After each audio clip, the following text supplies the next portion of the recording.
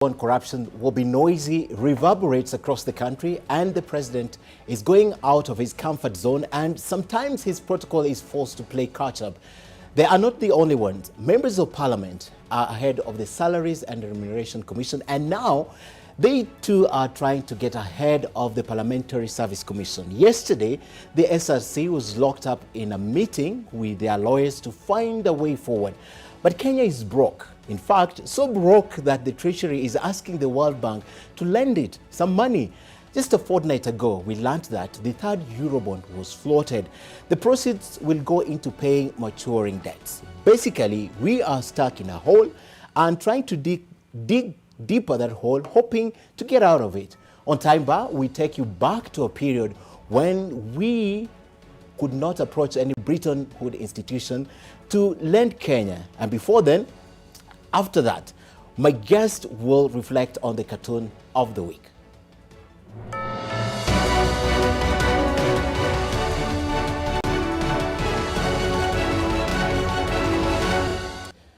But first, it's my take. And tonight we make our case for the need to tame the growing appetite for loans. Kenya's incredible appetite for loans is worrying, and unless checked, it risks hitting dangerous levels and becoming unbearable. Currently, the loan portfolio stands at about 5.1 trillion shillings, more than double the annual budget. Just recently, the National Treasury secured a fresh 210 billion shilling Eurobond, the third in 5 years, raising questions about the country's financial management. Let's take you back to the year 2014, when the country took the first Eurobond. That was about 280 billion shillings, which was marred by controversies because there was no proper explanation of how it was used. After several false starts, the Auditor General eventually declared that the money may not have been lost, but was unable to explain how it had been used, since it had been mixed with recurrent expenditure.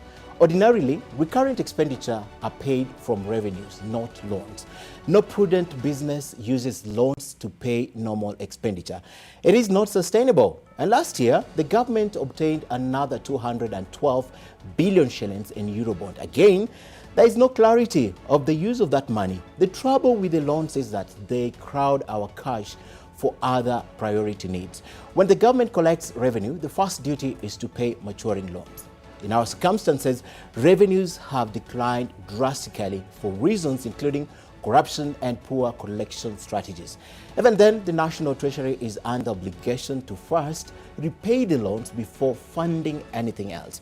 The net result of this is that little is left for normal government operation, let alone capital development and the necessities that are needed. Further bounds of borrowing. Now, matters are made worse considering the government's craze for huge infrastructure projects. In all this scenario, the country is put on a debt treadmill, running on the same spot and never reaching any destination. Better still, digging the hole deeper, hoping that that will help them out of the situation. To be sure, there are several reasons for the prevailing state of affairs, but three are critical. First is poor management of public finances. National budget is replete with luxury and non-core items that gobble billions at the expense of priority expenditures. Waste and proliferation is the order of the day at the national and county governments. Yet, austerity is the obvious choice in times of economic crisis. Second, resources allocated for capital projects and recurrent expenses are routinely stolen. Unfortunately, the perpetrators hardly get punished. And third, Kenya Revenue Authority is unable to collect taxes due to corruption and poor management. Now, Kenya does not need to borrow. It only needs to manage resources prudently. And when it borrows, it must be judicious. Parliament must also enforce laws on public borrowing. Excessive borrowing is detrimental to the economy and must be controlled. In the words of Jack Welch, an American business executive and author, also, management is all about managing in the short term while developing the plans for long term. My guests tonight, Millie Odhiambo, Abshiro Halake, Moses Kuria, and Dr. Lutalala Muhwana. My name is Ken Mijungu. Welcome to our program tonight. Join the conversation, as always, the hashtag is Sidebar at NTV Kenya at Ken Mijungu. Sidebar begins right now. to think about what we can do for ourselves as Africans before we go to the World Bank or to the Chinese. The borrowing that we have done goes into filling the gaps. If you look at the money lost in reported scandals, you look at the size, the character of the contracts involved, you would conclude that somebody very high up in government is involved. With regard to corruption, we will continue to fight. It will be difficult, it will be noisy, but it will happen. I fought it out to be a member of parliament. I used my resources. I want to be paid well. We will go ahead and pay our members what we had already budgeted for. I swear I shall not sign that law. All right, welcome ladies and gentlemen. A good place to begin. That sets the stage for our discussion tonight. And the headlines today, very heartbreaking. I'd like to begin with Millie. Kenya is broke, true or false? I don't think so. And even if you look at your own editorial, Kenya is not actually broke. It's about management. We have what is sufficient for the country, but we need to manage it well. And part of not managing it well is wrong focus. Because after you've given a very nice, piece about how we have a lot and we are not managing it well, then you say the good point to start is looking at MPs. How much of things to do with MPs from the budget, how much of what MPs, whether they use it or misuse it, from what goes into what you say Kenya is broke. I think we need to look at actually what is bedeviling the country.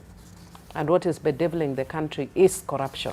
Okay. And unless we look at corruption and deal decisively with corruption, then we are actually missing the point. And fortunately, the media is not helping us with this story. We like dealing with, if you ask me, it's like treating malaria with Panadol. Focusing on MPs is like looking at Actually, malaria the focus with on Panadol. MPs here is just asking them to make sure that they have laws in place that stems borrowing. It's not about what they pay. No, I'm not talking about this. Okay, You've shown the woman... oh yeah, demanding and yes, what President said. Because you are actually, we make a joke about serious issues. Okay. Because focusing on Parliament, if you ask me now, has become a joke, yeah? And it may or may not be an issue, but it is not the elephant in the room. Okay. The elephant in the room is corruption. And until we deal decisively with corruption, we're actually missing the point. All right. Let me come to Moses Kuria. Do you think the country is broke? Because we have seen a lot of borrowing, and we are borrowing to pay what we borrowed early. It's a little bit it's going to development projects, but a lot of it is going to paying recurrent expenditure and obviously the loans that are maturing. Every economy has got two legs. We have got the monetary leg and the fiscal leg. We are so lucky as a country that we have got a very sound monetary leg, in the sense that our inflation is basically well controlled. Yesterday there was a meeting of the Monetary Policy Committee, which retained benchmark interest rate at 9%. Yes. Our exchange rate is basically, if you look at the recent years, 4-5 years, hovering between 100 and 102 on the very worst case. So that things are good on the monetary side, and that's basically why we are surviving. But we have got a disaster in terms of fiscal side. I think, as Miri has said, it's not really being broke, it's really the management of the fiscal side. And people may not know, but the elephant in the room is something that happened, I think, around 2014, when we were reclassified as a middle-income economy. And that was a disaster for the country. That's a disaster. Yeah? Okay. So if there's something that we need to do is to go back to those guys and... tell them to declassify. Yeah, to declassify and call us That poor is income, because the impact of that is expectations much more. Increased. Not only that, there are some real things, not just expectations. For example, during the regime of Mwai Kibaki, we were on an average of 10-year tenure on our loans.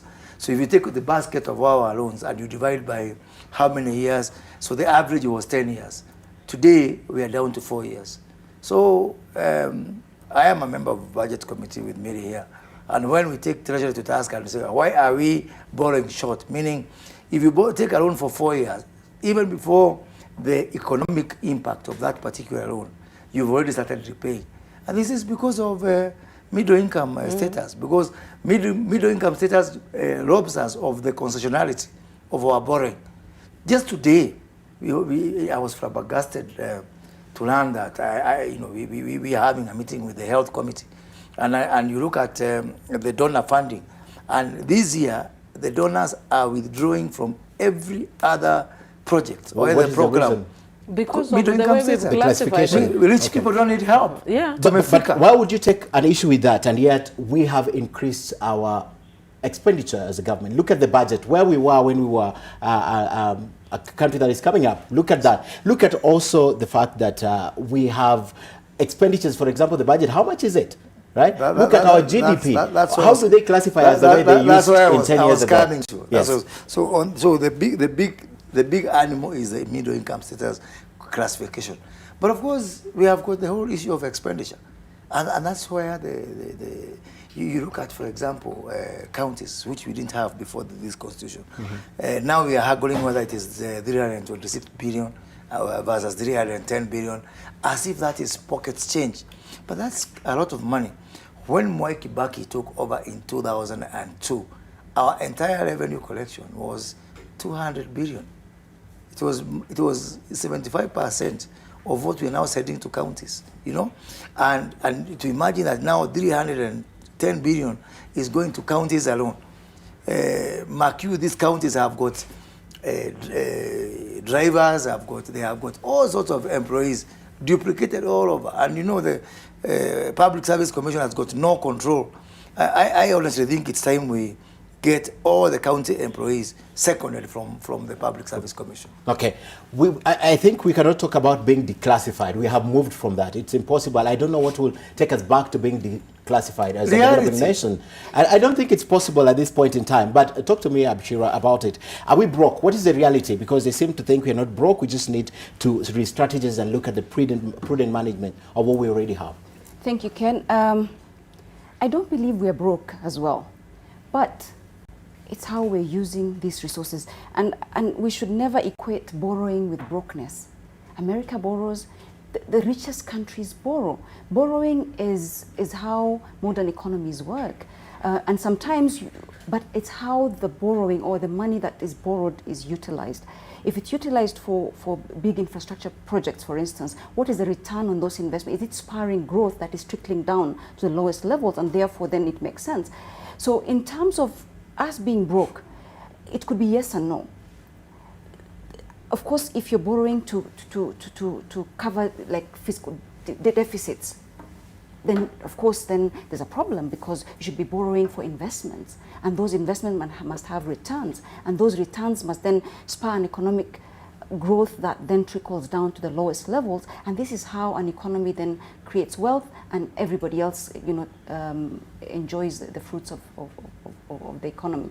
But for me, it is yes and no. If you look at what is being borrowed for, if we're borrowing for recurrent, as has been alluded to, then of course that is not a good sign of fiscal sign, like Mheshimiwa has said. So for me, it's how we utilize these resources and where we're investing it, and is the investment going to the right places, or are we actually people investing in their pockets? Okay. If corruption is where we're borrowing for, definitely, then if we're not broke today, tomorrow we shall be for sure. All right. Let me come to Dr. Lutalala. Something the legislators seem to think we are not broke. What do you think? Thank you very much, Ken, for having me on the show.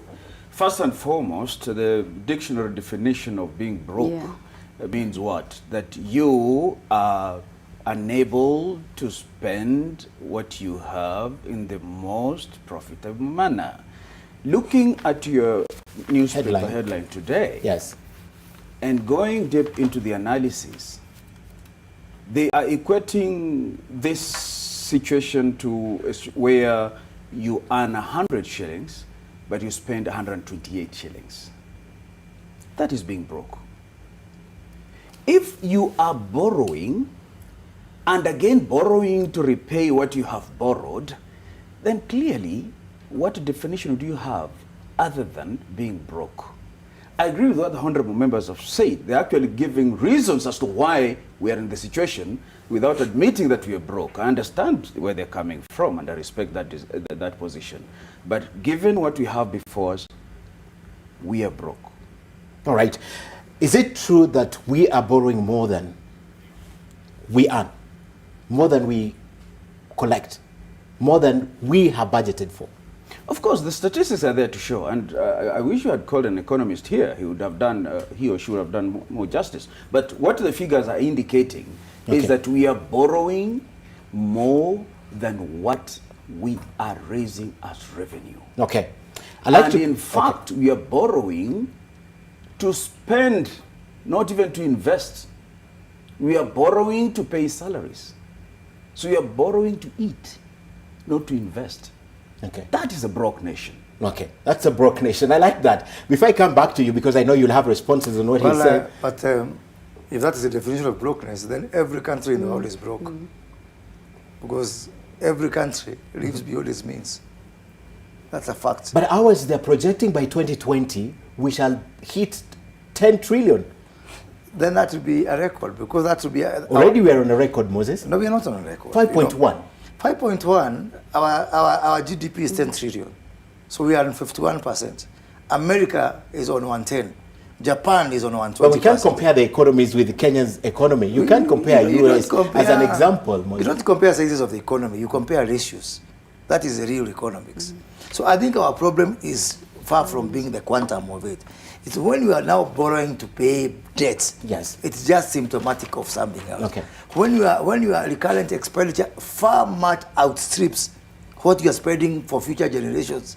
So we are putting every coin into our stomachs today as a current generation and leaving nothing for the future generation. Do you know, I am the vice chair of the roads committee, and today we cannot build a single kilometer of new tarmac. Reason? Because we don't have the money. We don't have the money, so we continue borrowing. I'll come back to you, Millie, and that's not being broke. Let's listen to Rotich, what he had to explain about the reason why this country has to borrow a lot. Some of the borrowing that we have done today goes into filling the gap so that we can continue to invest on those critical areas where Mwananchi really needs the support. People can now drive from cities to their rural homes, and that needs funding both from our revenues that we collect and also the borrowing. There is this also obsession of infrastructure development in this country. You get that sense when you listen to Henry Rotich? Ken, with permission, the Honorable CS of Treasury would have made better sense if he had explained successfully how the first Eurobond was expended. It was mixed with recurrent expenditure. That's why it could not be adequately. It's on record that it cannot be traced to where it was spent. Where the claim was that this money went to various ministries.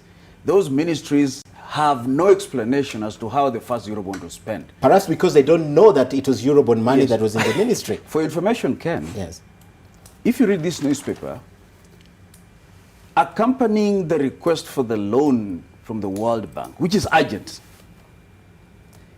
the CS Treasury explains that now the war against corruption is gaining traction, that some people in government have been arraigned in court, but he fails to disclose that he is one of them who ought to have been arraigned in court, because he cannot have presided over a Eurobond that cannot be traced to the last coin, and now he's quickly rushing to IMF and saying, give me more money. Does he have the credibility to handle those funds in the first place if he has not explained how the first Eurobond was spent? But do they really need to explain that? So long as they're paying back the money, do they really need to explain it? You know, this issue of the Eurobond, and I argued this in 2015, and I argue today. Eurobond is just a way of financing a budget, just like any other.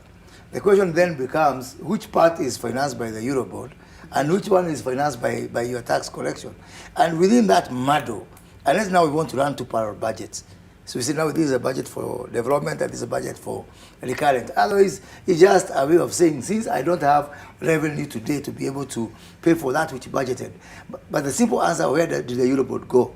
To the budget that was approved by Parliament. Simple. And there's no new budget that was approved. And by the way, we have gone to the markets.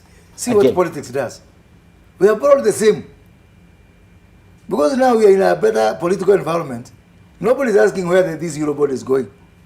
You see, Rotich has gone down the world, but now we are in a wonderful handshake. So you think that's why nobody now asks where it's going.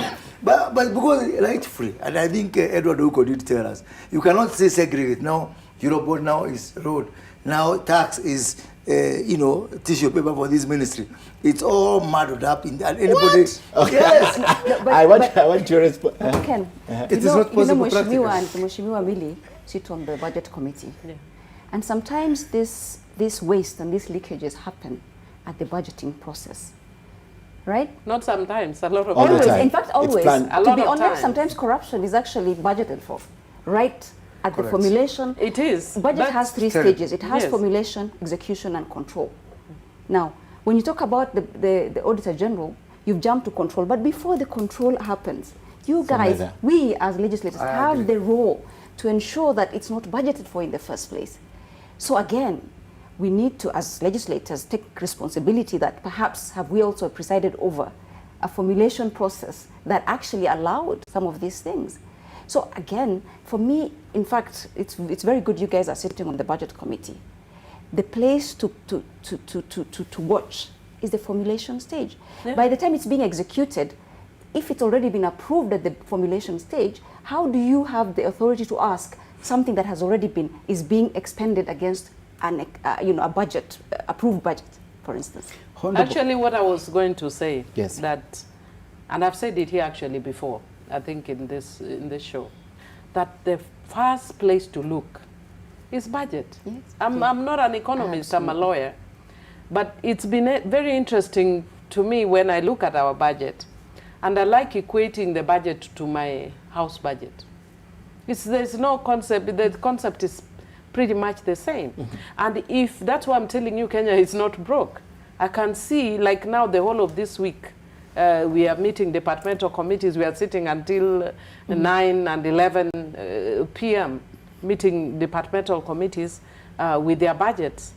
And you can actually see some of the things that are budgeted for. I'm like, honestly, why do we need this thing? You know, if I am in my house and I see that I'm having challenges of money, do I go and buy ice cream? Like just the other day I came from, I was in Hong Kong a week ago, and I saw a beautiful, beautiful bag.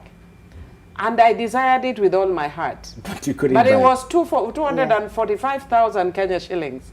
And I had at that point 245,000. But then I said, I have school fees for so and so and so and so. So do I buy that bag, or do I go and pay school fees? So I let go the bag and I came and paid school fees. And that is the concept of budgeting. If you look at the budget of Kenya, we are buying a 245,000 bag and not paying school fees. Every single ministry that you see is buying a bag worth 245,000. There are things that we want, but we don't need them as a country. They are not necessarily bad, but we don't need them right now. And then it also goes to what Honorable Moses has said about how we've classified ourselves. We cannot classify ourselves and then have very poor fiscal management. If we have decided we want to show the world we are doing well, then we must manage well. We must have a firmer hand at how we are managing. And that therefore means, and I agree with you, that at budget level, to be honest, if we want to be serious as a country, then budget needs to actually chop half of the things that we put in that budget. Do you raise them at that level? Do you raise them and say these are unnecessary? We do raise it, but I don't know whether we've been brave enough. I think the dynamics in the past, like Moses has said, and you notice when he was saying I was smiling, because politics is like a seesaw. You turn round and round and it becomes, it's an interesting thing. Just the other day, we are very strongly in the opposition. Now, because of the handshake, we are a bit slow and all that. But yet, even at that point, because we are a minority voice, even if we raise certain issues, nobody would listen to us. Okay. But now again, because of the handshake, we are very gentle to each other. So those are the political realities that you have to deal with. Kenyans on social media right now think the three of you are not honest. Yes, well, I think we are being honest. They think you're not honest. But they're your voter. You can't just dismiss and say it's their choice. No, it's their choice. We say what we have to say, but it is their choice to believe or not to believe. The sense they're getting is you're defending the handshake instead of speaking facts. No, we're just saying that we don't have any other country to live. We can only live with the realities of our country. Moses, give me this analogy that Millie has given us. In your own household, she said it's the same. She looks at her household budgeting. It looks as the same budget we use in the country. So give me this analogy. Would you spend 100 or 10,200 in your household if you're earning 9,000? No, we cannot. Then that's what's happening in the country. On a right note, Miri was on that trip with Senator Tango as well. so I'm not sure that Senator Tango would not have helped. Take an opportunity to help. But let me say this. I feel ashamed sometimes. I really feel ashamed. Of your country? Not of my country, but when we get some of the budgets we get out there. And they seem to be informed by the fact that last year we spent 1 billion on this program. So you start with 1 billion and now you start saying, is it 1.1? In other words, we don't have what we call zero-based budgeting, where you go back to basics, you restore factory settings and say, yes, I may have spent 1 billion last year, but is it really necessary today? Honestly, today I don't want to preempt the work of our committee because we have not concluded. But I look at one of the ministries, surely. I say this is not a budget. It is just it's a criminal document. Do you voice your concern? We did, but you see now again, we say, but I hope next year. Everybody says, I hope next year. I hope we have learned the lesson. In the previous years, we have not been radical. We have not been radical and bold enough. But in the previous years, the president used to call, even in the other parliament, the president used to call us as members of budget committee. I was still a member of the budget committee. Members of then ODM and CORD and Jubilee and everyone, and tell them this is what I want. How I wish the president, will do the same. Even the former prime minister, would jointly call us and tell us, if you find anything wrong with my budget from my ministries, do not hesitate. Don't approve it. Do not approve it because you'll be helping me. So that we stop this sugarcoating and this collectedness. You remember what happened last year after the budget was drawn and the judiciary's budget, development budget was put at 15 million shillings. Do you remember the outcry? That's the time zero budgeting was institutionalized, right? But see what happened. If you do that again, you go back to zero budget, it will be the same thing. We need to have a conversation, not as a budget conversation, but as a country. As a country. Let me hear from Dr. Ken, I'm glad Mheshimiwa Mabon and Honorable Moses Kuri are here. Let me read to you what they have said in today's papers. Now, there is a document that is titled Unpacking the Estimates of Revenue and Expenditure for 2019-2020 and the Medium Term. And they are saying, this is the budget, the office of the budget in the parliament, that the 2019-2020 budget is higher than the approved ceiling by 78 billion. And they are further saying, they are accusing, and they are saying that the Treasury was masking the true budget deficit by using a set of numbers that ignore adjustments. You know, in the 1970s, Martin Shikuku, the late, said, when he was enraged by the happenings, and he said that Kanu is dead, and that earned him a detention. With the greatest respect to our parliamentarians, I think Parliament is dead. Because what they are confessing, Ken, is that this country is on a free fall. Actually, they are saying that they wish they could do much, but there is the handshake, so they are slow on each other. That even if there was no handshake, the Jubilee side will still have the way. Yes. The truth of the matter is that the oversight role by Parliament is lacking. And it's lacking for the reason that Mheshimiwa has said here, that there is the handshake. So in the interest of the handshake, It's not just about the handshake. Thank you. It's not just about the handshake. Yes, you are clarifying. It's not just about you the said handshake. that I will clarify for you, because I've even told you that even before then, even if it was not the handshake, then it would be the numbers of Jubilee. Correct. And I've said it on the floor. Yes, I got it. And I've said that for me, it is about the parliamentary system that we adopted. And I think it's wrong. And we need to go back to the old parliamentary system that we had. It gave Parliament more power. It gave us more teeth to bite. But the system that we have now does not give us power. Unfortunately for me, I've been under both systems. So I know what we had in the 10th Parliament and the ability we had to bite. We don't have it anymore. There is too much heavy presence of the executive in our system. Okay. Yes, right. There's too much presence of executive in Parliament. So what happens to the oversight role of Parliament granted by the Constitutional Council? But that's what I'm telling you, because of the system we have. Yes. The hand of the executive, is much more felt in this system than when you have the parliamentary system. So an overbearing executive in this country is the source of our problems. Not even corruption. That's it. Can I take a quick break? Corruption then we come back is to a big this. part of it. Yes, I'm going to discuss that overbearing hand. It's a multiplicity of factors, really. Let's talk about that when we come back. Thing. Let's talk about that, the overbearing hand of the executive and corruption, how it plays in to undermine what's happening, or the amount of money that we already have that should be used, but we keep on borrowing to pay for it. And I'd like that point to come out clearly.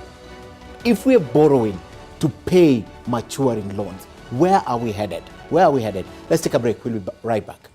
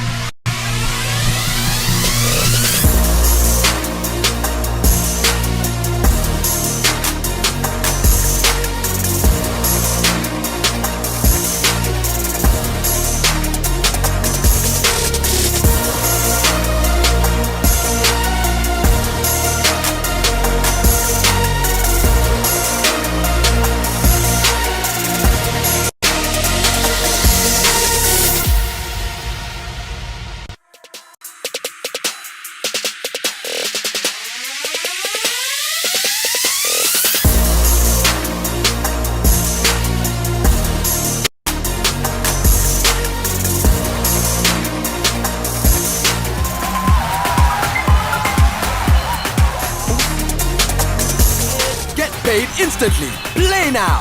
Usibahatishe. Cheza na SportPesa. Cheza na SportPesa.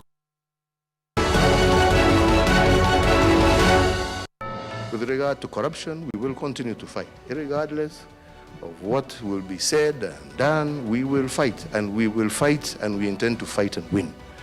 And it is unfortunate that sometimes this is politicized also.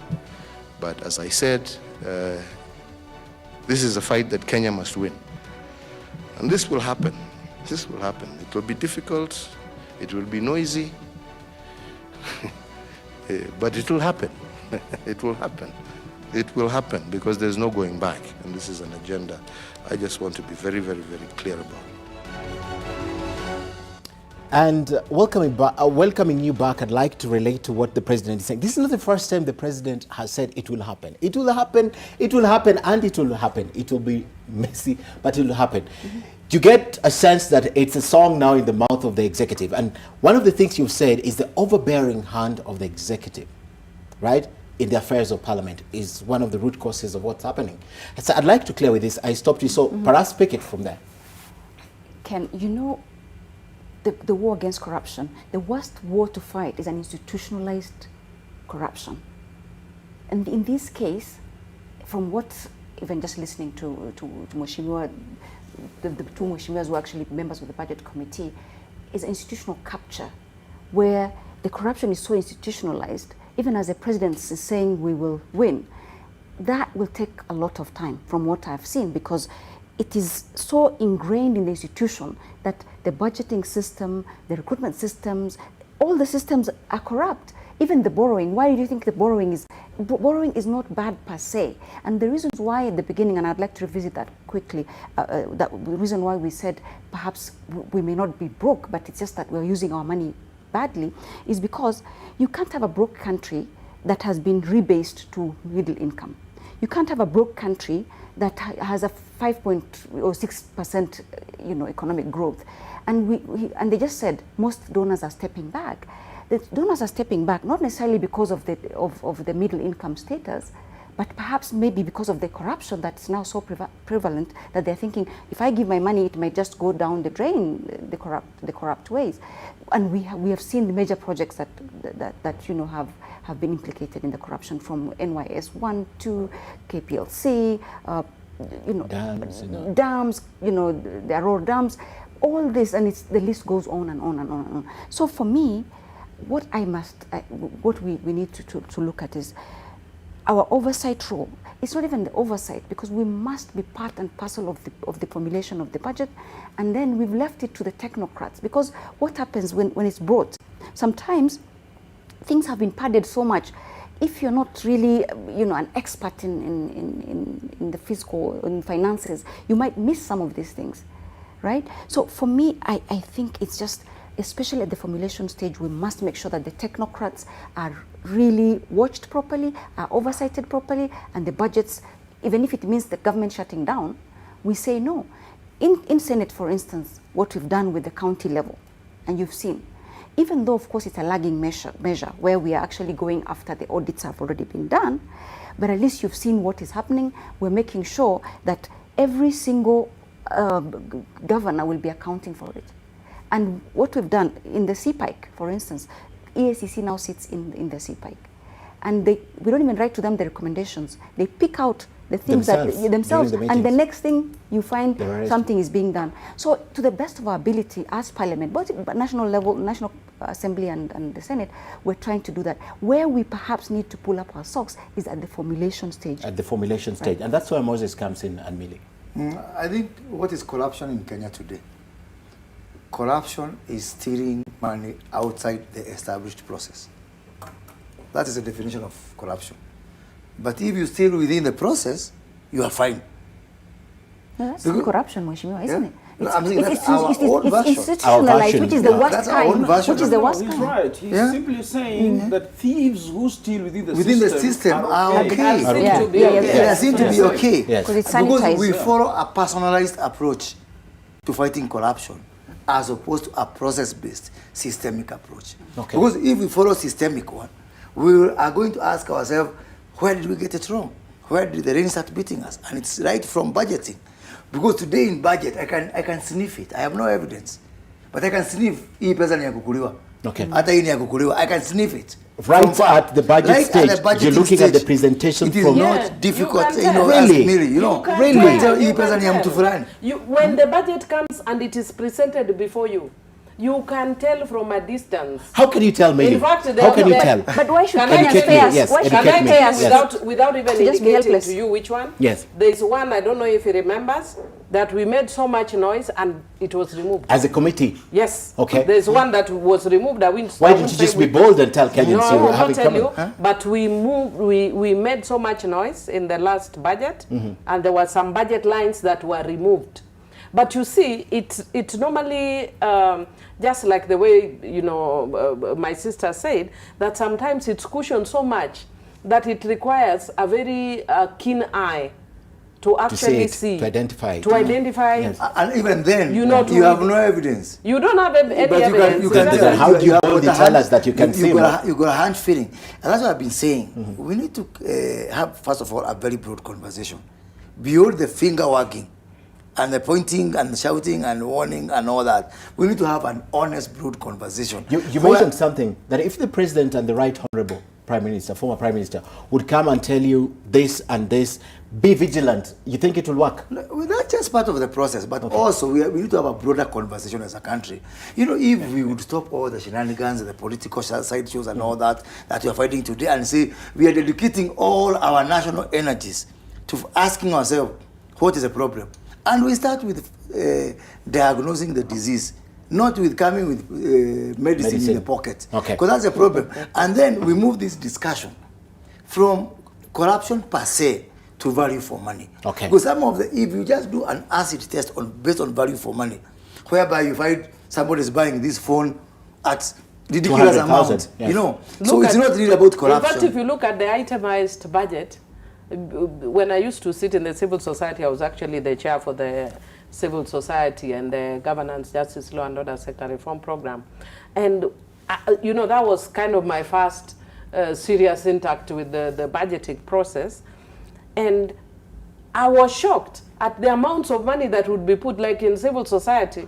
If you are coming up with a website, we did not use more than 100,000.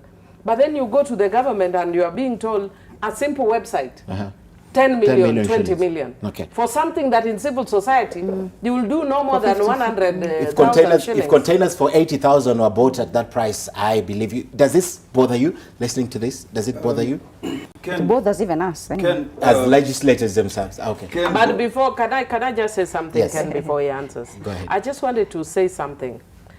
That part of the challenge we face as a country it goes back to the same issue that we say, that we are erroneously assessing ourselves as a country. Okay. And you're going back to the capabilities, classification? economic capabilities as a country. And because we are wrongfully assessing ourselves, it actually finds its way in our budgeting. Because I was looking at the budgeting, I don't want to say, because it's actually not acceptable to be discussing what we have in the committee. It's unprocedural. But I can tell you that I was looking at some of the things that we're discussing in the budget today. And I was saying, you know, sometimes it's like some sort of introspection. And I'm like, for a country like Kenya, where I see people sharing online, but usually when we want to attack somebody, then we pop up a mad wall classroom. They still exist in this country, but what are we budgeting for? High-tech, fancy-sounding things which have no business. We are not in Hong Kong. Yes. We are in Kenya. Can I hear from Daktari now? Thank you, Ken. You see, Ken, to be worried is an understatement. It's true. I said that this country is on a free fall, and in my view, there is an existential threat to the nation. Let me explain why. Under Article 1, sovereignty to the people, people can exercise directly or indirectly. They exercise indirectly most of the time, all the time, really. And they do so through these ladies and gentlemen who are seated here. The government has 3 organs. These gentlemen and ladies sit in one of the organs. So Parliament is an organ, just like the executive and the judiciary. When Parliament expresses hopelessness, that is a free fall. When the judiciary has been promised a working and proposes a budget of 30 billion and is given half, that is a free fall. Have you bothered to ask yourself why this crisis has come post-Kibaki regime? The problem is not anything we are discussing here. The problem is governance. And the Swahili people say, samaki akioza huanzia kichwani. But Bwana Mukhwana, let me finish. 2014 was Kibaki's time, the first Eurobond that cannot be accounted. Let me finish. I've said, why has it become a crisis? I've not said that during Kibaki's time there were no problems, there were scandals, or even during Kibaki's time. But I'm saying, why is there an increased crescendo of this problem? And in my view, it is a governance problem. Okay. And that is why Mheshimiwa has said that the executive is overbearing. The greatest tragedy that happened to a Kenyan is the ascension to power of Jubilee government. Because nothing that Jubilee undertakes to do is ever fulfilled. And I can quote. That's not entirely true. No. If it is fulfilled, it is not fulfilled by the promise. And I can go into the litany of what those promises are. All that we need in this country is President Kenyatta to say, enough is enough. Which I think he said. He's been saying, yeah. And do it. Which I think is happening. You have just said here the problem is, he has promised so much and he hasn't done it. About the fight. The president heads the executive. The very executive which the members of parliament here say is overbearing. Can you read between the lines? These members know what they want to do. They're intelligent. But they don't have the opportunity. But they are not foolish as to engage in acts that will be suicidal for their careers. So Parliament can look at the oversight.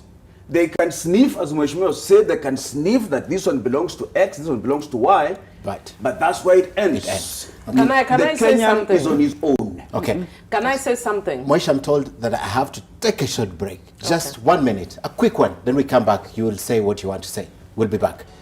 And we are back with our discussion. And actually, I'm shocked that even the members of parliament are a little bit, all right, they're helpless. They can't do it for us. Someone raised an issue here and said, why do you want to trust the members of parliament while majority of them can be bribed with as little as 10,000 shillings? We saw those shenanigans last year. Let's move on, and Millie was speaking. One of the things I can actually say, I've just come from a conference. I'm a member of the African Parliamentary Network Against Corruption, and we've just come from Hong Kong, where there was a worldwide meeting on dealing with corruption. And what I can say is that Kenyans should first point fingers at themselves. Because when you look at the issue of corruption, it affects Kenya as a whole. It affects every Kenyan. But blaming MPs is usually the easy way out. I have been shocked, like even when I'm working in my CDF, office, and you are doing a government project, people ask you for bribes to do government projects. You know me, that one I've not gotten over it yet.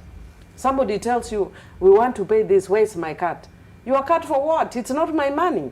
It's government money. Why am I giving you a cut? Because perhaps they believe you get something from it. So that's why they're asking. They're asking because that is the culture. Oh, that's the culture. Kenyans will ask you for a bribe to drink this water. We'll ask for a bribe for anything. To smile at me, you want a bribe.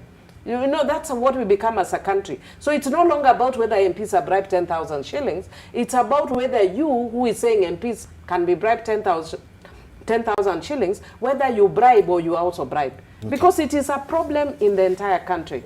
But one of the things that I've also said, is it that MPs, we can say we are helpless and we can't do anything? No, but we need to be brave.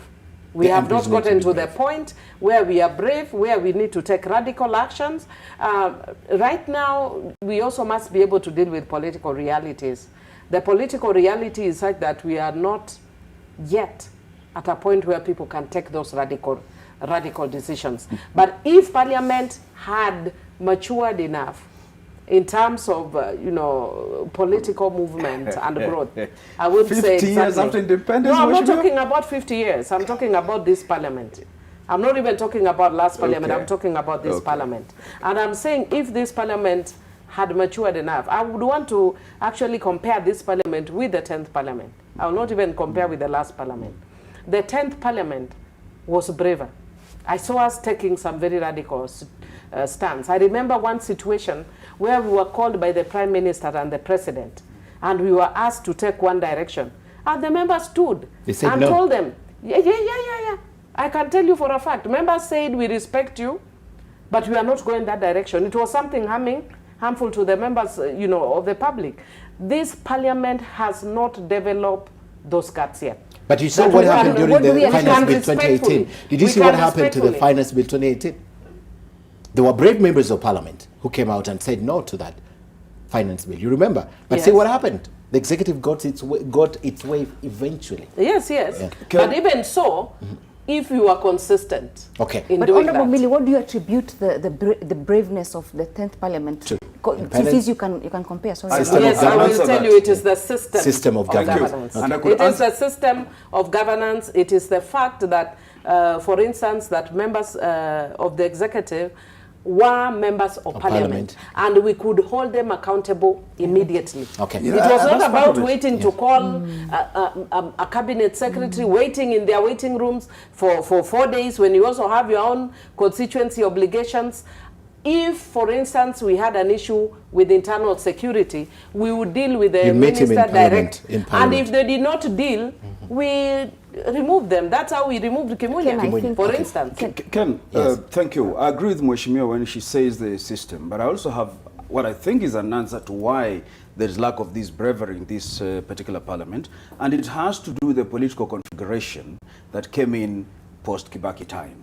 You see, what happened, Ken, is that Jubilee was a marriage of two guys, and each guy was a kingpin from his community. So when they formed government, they divided half-half. And each one brought in his ministers. These ministers were largely from his area of control, call it the tribe. Now, when it came to appointing them to the offices, most of these guys have a sense of entitlement. So much so that you cannot even access them. And that explains why when one of them is mentioned in a deal that is not so clean, and he can even appear before the DCI for investigation, everything goes quiet. They have a sense of entitlement. And therefore you find that this government is operating in a state of paralysis. What is wrong, everybody can see it's wrong, but nothing can be done about it. See no evil here. No the evil. MPs see it, but they can do nothing about it. That explains, Ken, why the president is actually cornered in Jubilee. Where on earth would you have a president who has given instructions that what his party has to concentrate on are the big four? No early campaigns. But his deputy calls the bluff, takes almost half of his community members of parliament, and continues campaigning at the expense of the progress of the nation. And the president is unable to do anything. What do you call a state, a nation, where the head of state declares that Akia Mungu, hii itafanyika, and nothing is done? What do you call a state where an auditor general, a faithful son of this country, says, I have sniffed a corruption here in this Eurobond, I'll pursue it to the United States? And the head of state, in a conference, calls him before the TV cameras and chides him for having done that. What do you call that? The problem, the tragedy in this country is the governance. And Jubilee administration is the worst tragedy that happened to the Kenyan. In Kenya ako peke yake. Moses. I agree. You know this panacea of saying Jubilee, but let me assure you. You are not in Jubilee? It's Kanu. Mimi ni Kanu. If Kanu or ODM was in power today, it's the same thing you would find. It's not true. Yeah, it's exactly the same thing you would find. And it boils down to these structural issues. I'll tell you something. In the year 2011, I had the privilege of serving the office of the then Deputy Prime Minister and Minister for Finance, who is the current president. And it was the first budget under the new constitution. And Parliament, I think Millie's Parliament that time, said, no, you cannot read budget speech. Because, you know, the new constitution does not allow you to read a budget speech. Yeah? You present filings of the budget by 30th of April. And as a matter of fact, we had, before now we negotiated to have a ceremonial. What we have to do is not a budget speech. Since that time, it's a ceremonial speech. Parliament said no. Do you know who was the chairman of the budget committee that time? The Honorable Elias Bau, who was from the same political persuasion as the Minister for Finance. But he was assertive. And Uhuru Kenyatta did not have his way. And Parliament had its way. So what we if today, we have members of cabinet coming from Parliament, that chronism that you find out there will not be there. But now today, what do you find? If you want to impeach a certain cabinet minister, everybody is called to their local tribal basis. Yeah? Okay. Excuse me, back to tribal base, back to tribal base, back to tribal base. Excuse me, no, this matter is finished. Deals are made out there. Would it not be possible if this was happening in Parliament? But Ken, then what are we saying? Yes, what are we saying what about are we it? saying? Are we hopeless? Then what we are saying is this. We are hopeless, yes. As members of Parliament, no, let's not even blame the system now. As members of Parliament, what is stopping us is definitely this self-preservation. And we've let Kenyans down. We've not played our role because we fear that we will be de-whipped. I think I heard that being said by Mheshimiwa here. We fear that we might lose our seats. We fear that. So everybody wants to just survive. And I don't think so.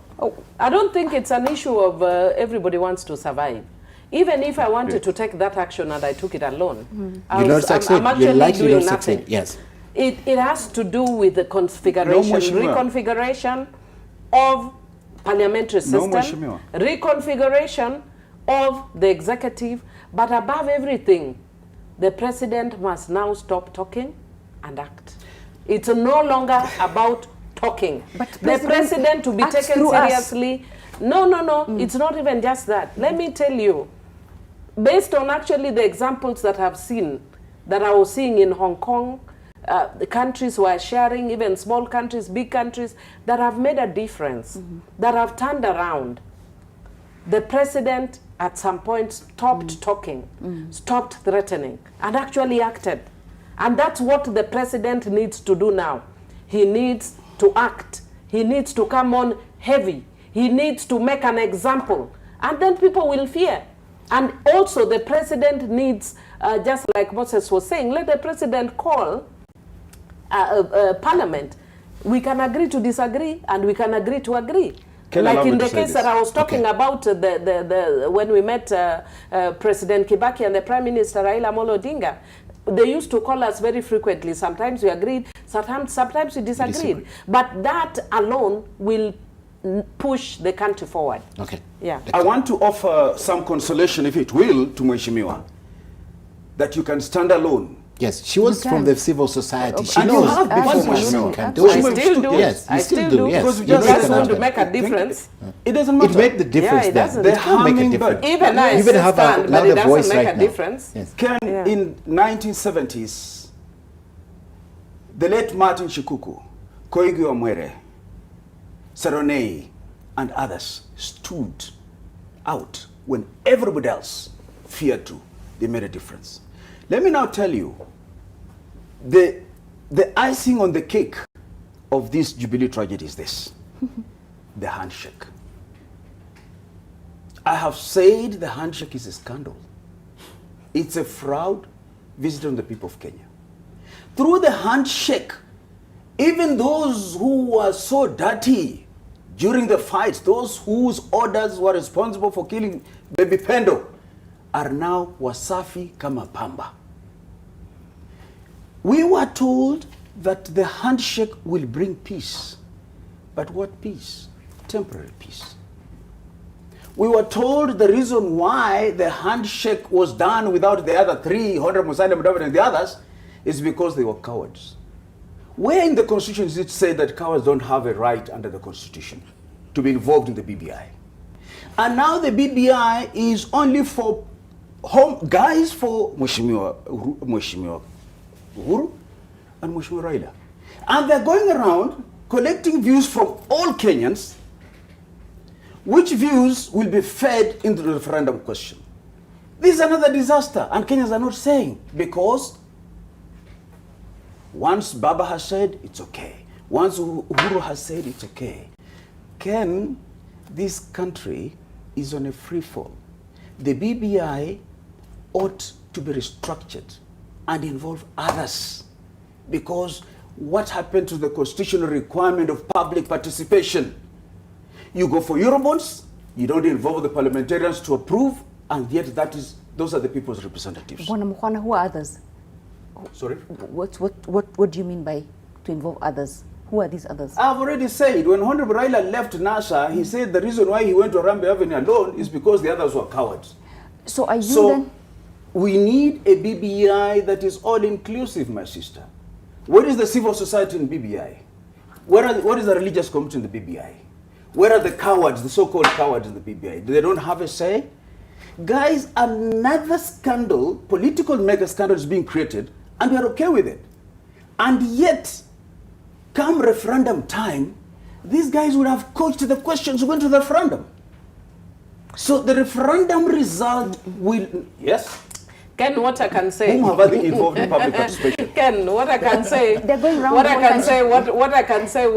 You know what Wakili is saying is very interesting. You know, for purposes of debate. But what I can say is the reality is that if you see the BBI, the first time that it started, there may have been people who are not there, but they have since said on their own that they are part of the process. So while you are still complaining, they are part of the process. That is one, the ones that you call cowards. But over and above that, I didn't call them cowards. Raila called them cowards. Well, you are referring to what you said. Raila referred to them as cowards.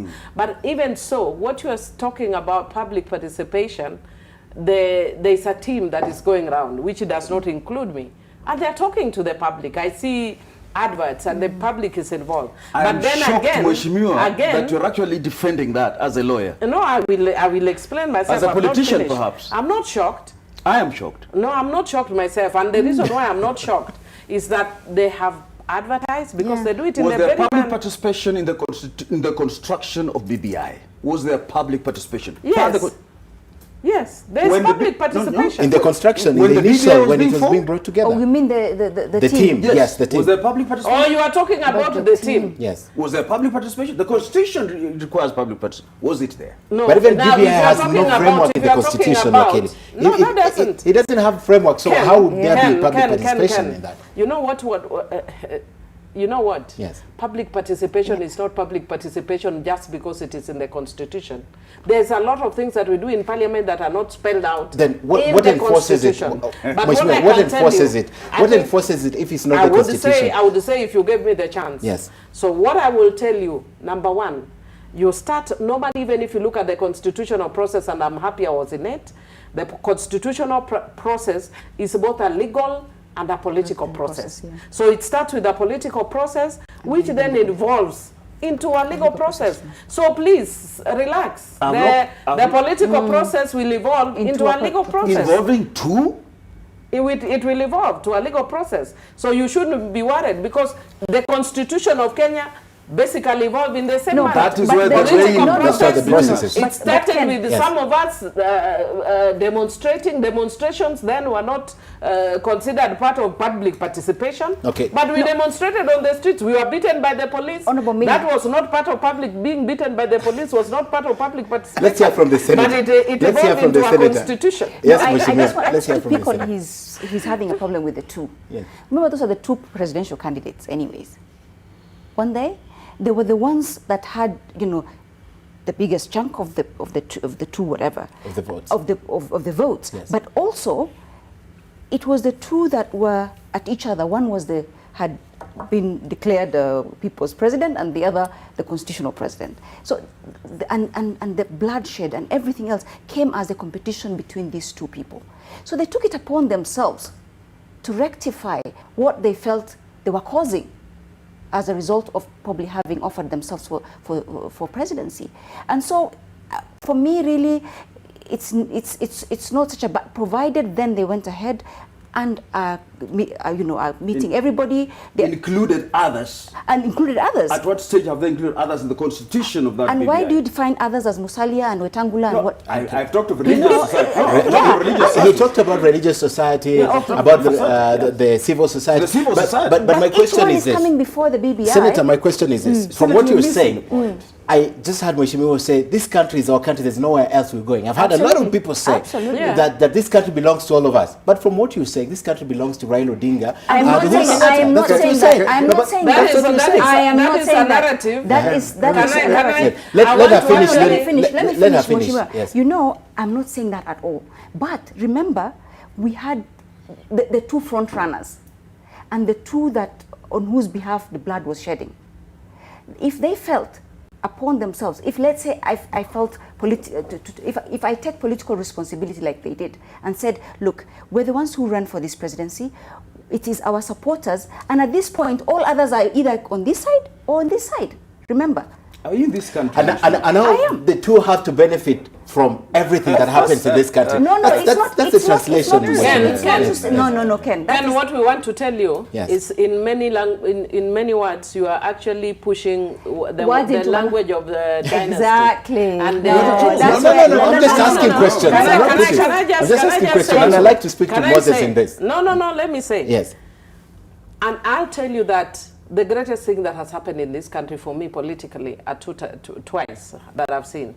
One, after the election of Kibaki and Raila, where over 1,000 people died. Yes.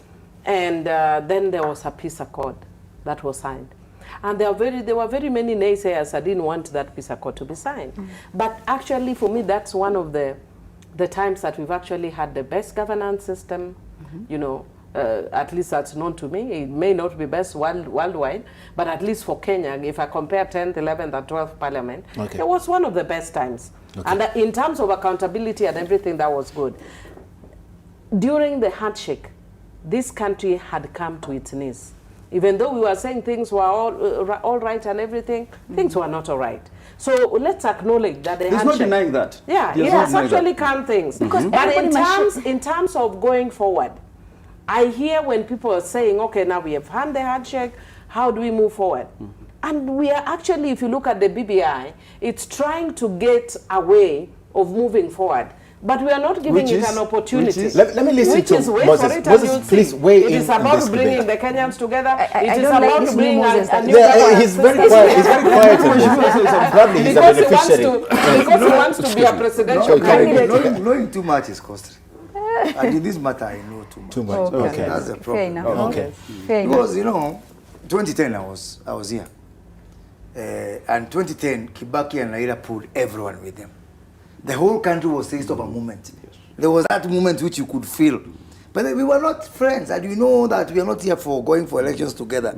I remember I was co-heading the communication secretariat with Salim Lon, and we worked perfectly well, knowing very well that at the end of that particular product, we will all go for different direction. I midway Naivasha with Miguna and Mutakamu, and we worked perfectly well, knowing very well that right after that product, we will go different direction. Now, this particular handshake, even those people, majority of Kenyans, by the way, who are not against handshake, is because they have got deep-seated respect for President Uhuru Kenyatta and Right Honorable Raila Odinga. It's just like respect for elders. You know, the way you respect, say, look, I don't want to be the one to rock the boat. But deep inside, we don't have that moment. We are full of suspicion. Absolutely. Yeah, we are full of suspicion. And by the way, then you come to people saying referendum question. The whole thing of whether to have a referendum or not is a question. Precisely. Even before you go for the referendum question. Precisely. But then the way some people approach it, it's like it is fait accompli that you are going to have a referendum. And make no mistake, and I think Esther Pasali said it somewhere else this morning, if we try to go for a referendum with this country, the society as we have today, it is going to be catastrophic, more than 207, 208. Okay. Make no mistake, because we are not, we need some constitutional changes. For example, having ministers in parliament. For example, when we say inclusive, some people think we want everybody to be in government. So I would rather go for the word diversity. So personally, I want to have diversity. I don't want to keep on going to Kisumu and requiring a visa to go to Kisumu.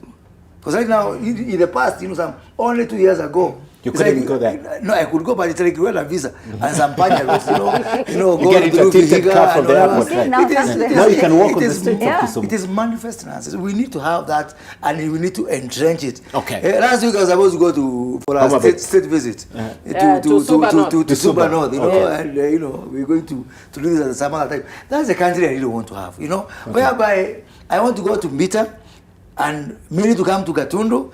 And then come election time, say bye-bye. We go our own. That's a fun. And can I tell you, in fact, I'm glad what Moses Kuria said. That is what the handshake is all about. That we've come together, come election time, we'll go our own way. But why is there that suspicion? Because there's somebody consistently fueling that suspicion, saying negative things about the handshake and making people feel that there's something behind the handshake beyond what is evident. Not so only what him, I want to assure the Kenyans is that handshake is about bringing the country together. No. It's about forging a common future. It is about doing what is workable. But the Terry has said it here. Knowing that towards the end, people might be spoiling for the handshake, but also the principles have not helped much. I remember in promoting the handshake. One week after the handshake, I went to see the Right Honorable Raila Odinga, and I asked him, please explain to me like a 2-year-old, what is a handshake? And he gave me the example of the elephant, where some people touch the ears, it's a soft thing, others the task. If I meet him today, ask him, look, for me it is still the elephant. I don't really understand. So we have not, the salesmanship. President Uhuru Kenyatta in December, when he hosted journalists at State House Mombasa, for about 5 minutes, explained what the handshake is. If you missed it, go back to YouTube. He explained what the handshake is. Totally. I like to move the conversation forward. Now we have established this problem. What is the solution? I know Millie has proposed changes in governance, in the institutional system of governance in this country, or government in this country. But from each of you, what is the solution? And let me begin with you, Senator. What is the solution to this? Because otherwise, we'll still be speaking about this. The difference of opinion, corruption, how to fight it and all. Ken, one of the things even this afternoon in Parliament we were discussing is that we have very strong Kenyans, but we don't have a national ethos and a value system that actually guides this country.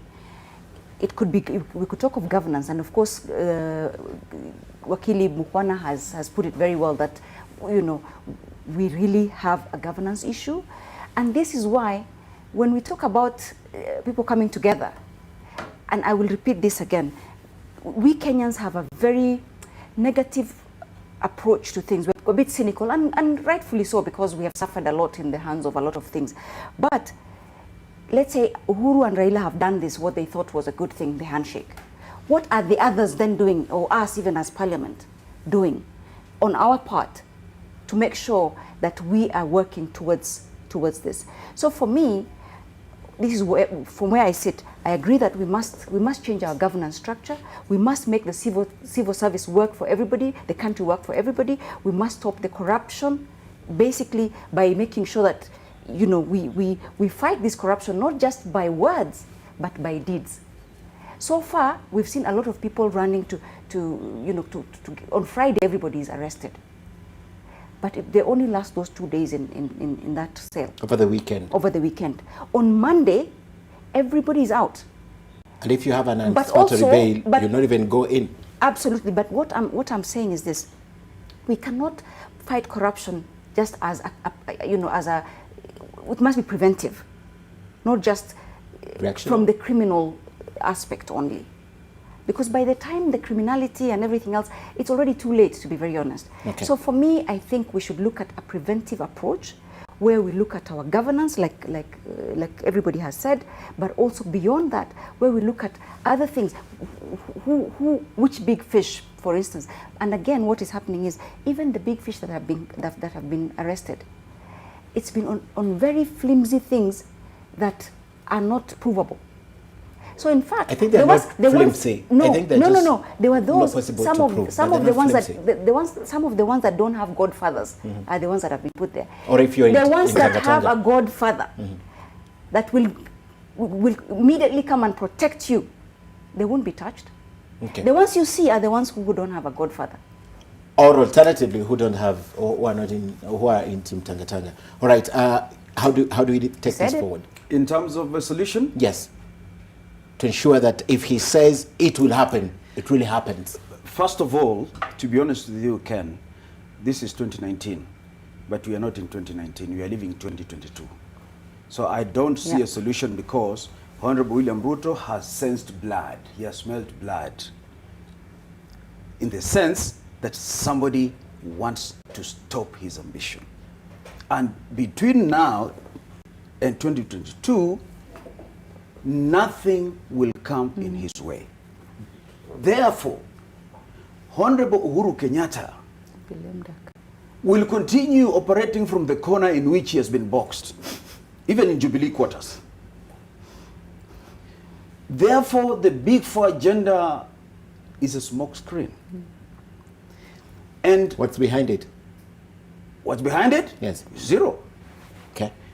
I would advise Honorable Uhuru Kenyatta, if I deserve to offer such advice, that just have one big agenda. A low-hanging fruit? Slay corruption. Okay. If you slay corruption, everything else falls in place. Okay. And finally,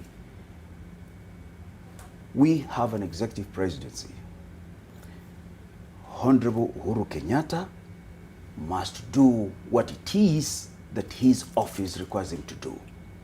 He promised austerity measures, they never came. He promised public declaration of their wealth, it never came.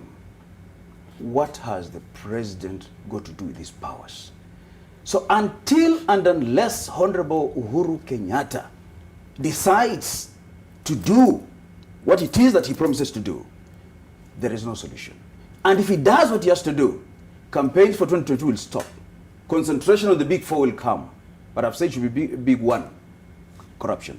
And finally, we must be very prayerful. Because as one jurist said, Lord Denning, that even the devil does not understand what a man thinks. This country requires prayers. Thank you. On Thursday's prayer, National Prayer Day, Millie.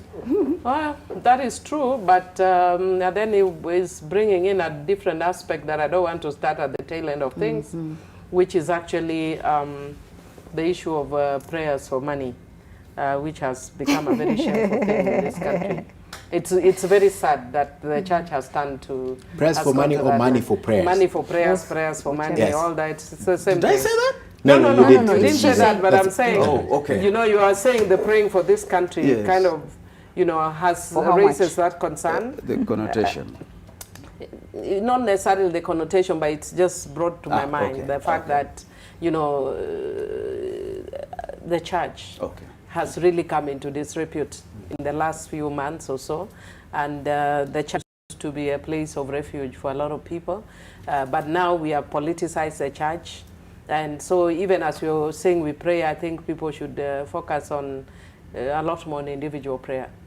But having said that, really, I'd want to say that if the president is listening, to get off that mind frame that I've heard Wakili saying of making the president look like a lame duck president, I would urge the president to act so that people don't see him as Wakili is saying, as a lame duck president. Because he's saying the president has been boxed into a corner. And the president needs to come out of that corner and use the constitution that backs him to crack the whip on corruption. And I've said we have a coincidence of minds that I have said it in the floor of the House, and I'm saying it now, that the president needs one agenda: deal with corruption. Then everything else will fall in place. It is easier said than done to say deal with corruption. Much very easier to say. What we need in this country, you know what is a problem we have in this country, even before I come to the solution? We have got a problem of two people. William Ruto and Raila Odinga. They are Kenya's biggest problems. And everything else we are saying, we are hiding our heads in the sand. And the president is in a polygamous situation. And how to balance between his two competing spouses, I didn't say wives before. Now he's speaking as a presidential candidate. But it's true, because, you know, I sit at the convergence, at the conference, of these two forces. And I can tell you, I know people who are not even on talking terms in this country. Members of Parliament, for example. Simply because you are Kiereweke or you are handshake, you are Tanga. Some people are not even on talking terms. What we need to do is to have an oversight, a massive building of consensus. I thought handshake brought peace, she just said. Well, I think handshake was a declaration of intent. You know, it was really not the peace process itself. Yes. It was a declaration of intent to ceasefire. Okay. And which I have said that we welcome. Okay. Because if we do not end this blame game, yes, whereby you know, the people from Raila Odinga's camp think that corruption is a euphemism for William Ruto. Yes. And William Ruto's people see that when they see Raila Odinga, they see nothing except what you have said yourself, blocking him from going to State House. But remember, there are so many other innocent people within this particular process who do not want to be part of this nonsense of seeing this way or that way. And I really do hope that we can be able, even, by the way, if we try to use outside to build this consensus, is a problem. Because the real battleground, even if you see people out there with PPIs, with what, it's real parliament. The other day, William Ruto was trying to do a meeting in Uhuru Kenyatta's backyard, in Murang'a, with 130 MPs. Yes. So it's not really about the people. It's someone saying, look here, I have got this power. And then you find now the other camp, the ODM, the NASA camp, the ODM camp, the Kerek camp, also having this, you know, display of power. I think it's time to take a chill pill as a country. And I'm not just saying this as a presidential candidate.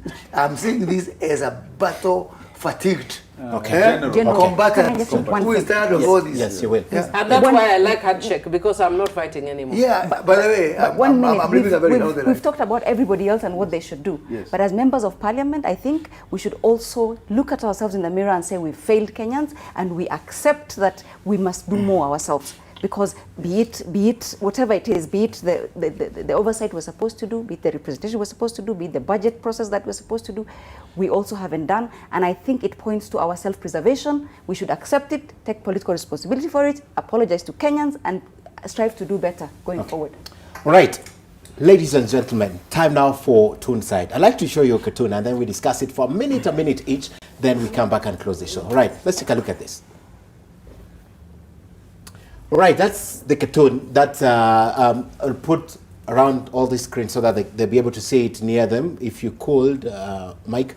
That's the cartoon of the CS for education. One is right behind you, Moses. You can see it clearly. And he's working as a general with the CBC in hand, and he's really serious about it. This has elicited a lot of debate in the last 2 weeks or so. I don't know where you stand. Can I begin with Millie on this, on CBC? Well, what I can tell you is that I must have missed the session in Parliament where we discussed the CBC. Which means it never came to Parliament. Unless I don't know, maybe it came. No, it never came to Parliament.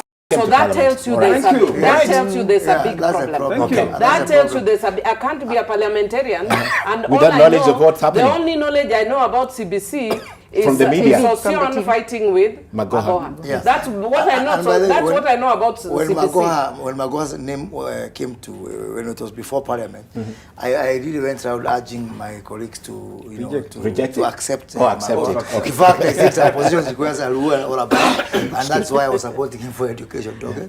But it's really because I think this whole issue of competence is very important, and merit.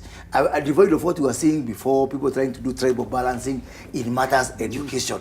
But at the same time, I think what Magoha is suffering from is University of Nairobi, some sort of hangover where he could be able to. I think he needs some counseling. He needs some counseling to be able to adapt into this dicey situation whereby whatever you do requires a very broad consensus. Okay. I think I offer myself. Millie had not completed her statement.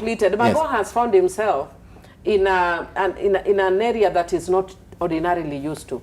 And I always tell technocrats that once you move out of a technocrat zone to a political zone, and they can't pretend that it's not in a political zone. It's actually in a political zone. So his mind must start thinking political.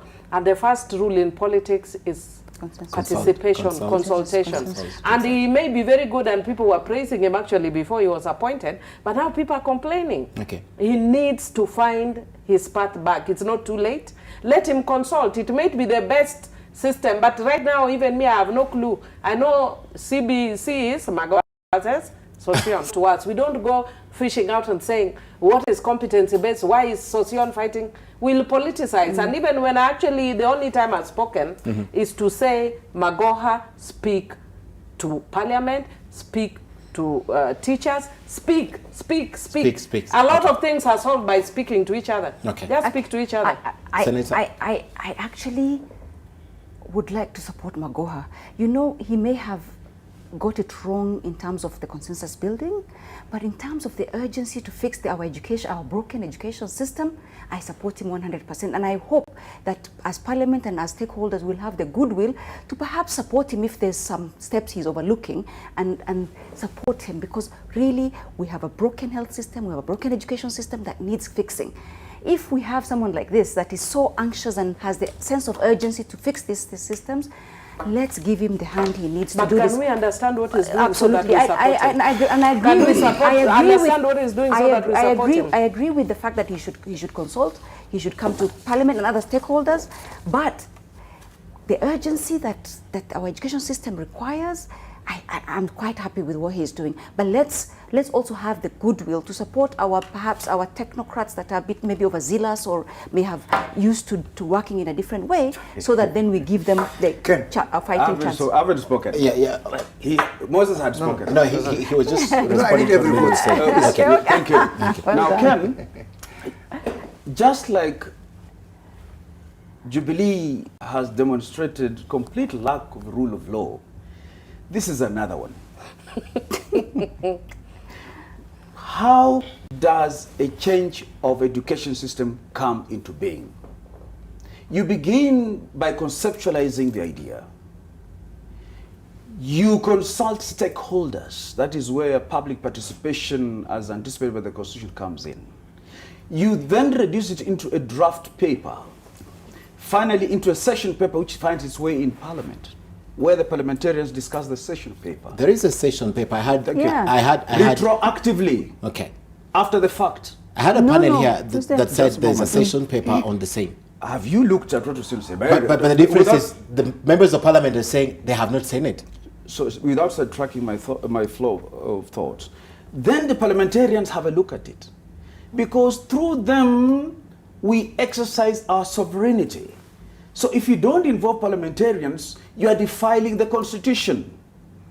Maybe it came when I was not there. Let me not say that it did. No, maybe don't be apologetic, Mheshimiwa. Maybe it came when I was not there. But I can promise you that for me, I didn't know anything about this debate. And only this week I had to research. Okay. And ask what is Magoha saying and what is Osio. And so, as I say, in my other life, God gave me the privilege to teach both the local system of education and the British curriculum, including the competency-based education.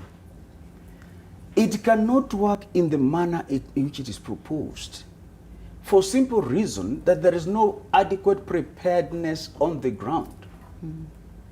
For sure. Where are the laptops? How far have they infiltrated into the local schools? This is going to be another laptop project. And after it has failed, by the way, our leaders say nothing about it. They just dust themselves and continue. Pick up themselves. Look at the Galana Kulalu irrigation.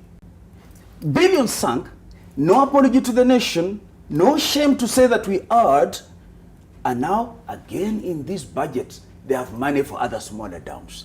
Man, this is the bastardization and defilement of the Constitution. There can be no other. I take you back to 1984, yes, when 844 began, right? Yes. 84, 85. The same issues that are being raised right now, no facilities on the ground, no infrastructure, no teachers, adequate teachers to do this. Those are the same issues that were raised in 1984. And for 35 years, this 844 has somewhat worked. I went through 844. Let me weigh on this. Yes. Once you come to understand what competence-based curriculum is all about, you will fully support it, because there's no need of wasting, a child's time on a career path that is not theirs. Maybe with the wisdom of hindsight, me or the other would have dropped physics at Form 3. Yeah? Which I did, actually. Yeah? Because I was at Kichwangumu, I was being forced to take and I refused. Exactly. And I walked out of the class. Competence-based curriculum is just about that. Yes. That now she's a lawyer, and a lawmaker, because she chose that trajectory. And I'm very passionate about this. So the problem is not about 1984 and the party. How good it is. It's all about, again, let's carry everyone with us. Okay. And we don't have to be ready. And on that note, the other big problem we've not addressed is the media. You know, I've just gone on Twitter, and in this show I said Kenya's biggest problem is William Ruto and Raila Odinga. And now NTV Twitter team has said that I've said that Kenya's biggest problem is William Ruto and Uhuru Kenyatta. So that also have to be addressed within this. That will be corrected. I'm not even after the show and you're misquoting me. That will be corrected. That will be. I know my team is watching downstairs and they'll correct that. I'm a witness that he said Raila and... yes, I also had the handshake. And I was actually on his case. Absolutely. But the media will never miss an opportunity to go for 2 whole hours without misquoting. No. All right, that is being corrected. Unless you have a burning response to any of our topics, we need to end the show. Yes, I want to say about the competence-based curriculum. Yes. I would want to say that it may not, it's at this point, it's not even about whether it's good or bad. Can we understand what it's about? Can we understand Beyond Sosion and Magoha fighting, can we understand what it's about? Okay. So that then we can carry everybody on board. Sometimes all it takes is tucking away your pride. Okay. And carry everybody. It's just a simple. Why did you ask the questions when Ambassador Amina Mohammed was in the education ministry, and she came one day in 2018 or 2017 December, I can't remember, but immediately a month later she retracted and said, we're not ready for this. Why didn't you seek to understand it then? When she said it.